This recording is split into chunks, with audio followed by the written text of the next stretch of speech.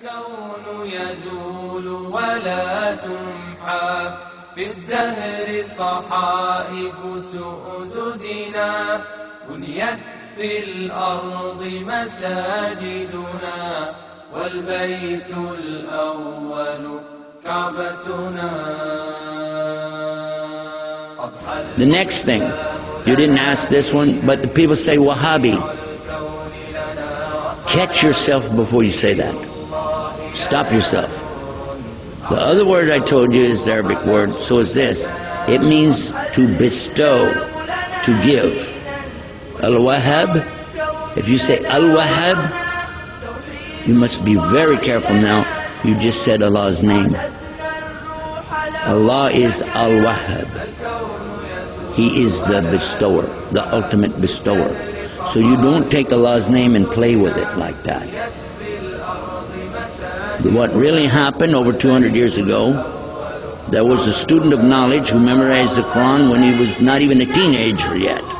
He studied all of the fiqh, jurisprudence of the Hanafi. Then he began to study others, and his father, who was a scholar, told him to stop. Just stay with what we have. He said, I want to learn the others. His father almost disowned him because of it. It was very upsetting. You know, don't do that. But he wanted to learn all of it so he could understand, and he began to learn quite a bit.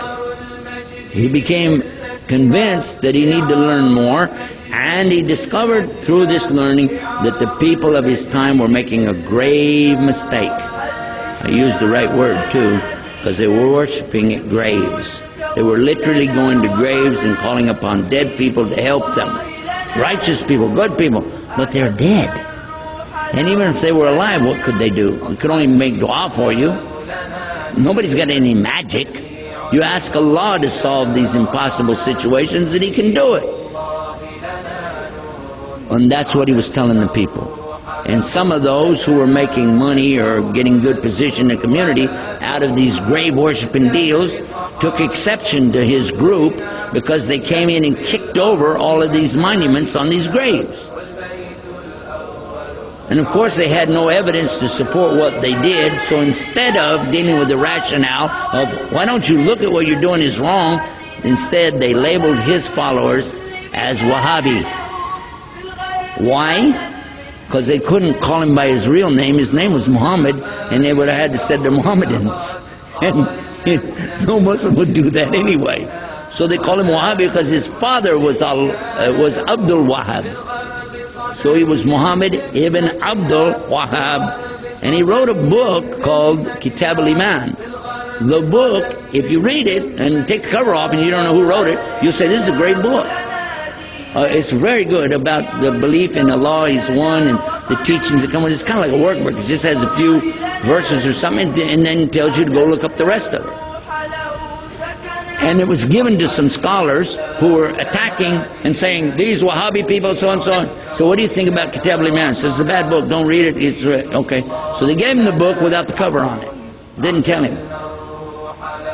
This is a scholar. I'm not going to tell you who. Big scholar. Current. He read it and he loved it. He said, this is the aqidah of a real Muslim, the belief system of a real Muslim. And when they said, well, here's the cover for the book, and he went, huh? And he said, astaghfirullah, I made a mistake. Big mistake. All of us need to understand that whenever somebody doesn't want to admit their mistake, it's a lot easier to point and say, he's a Wahhabi. They're so-and-so. They're such and such. Rather than admit what, and we're going to go back and look again at what we said in our speech. The king has no clothes. Ooh. All of us make mistakes. Just admit it. What is the big deal? Only Allah is free of mistakes.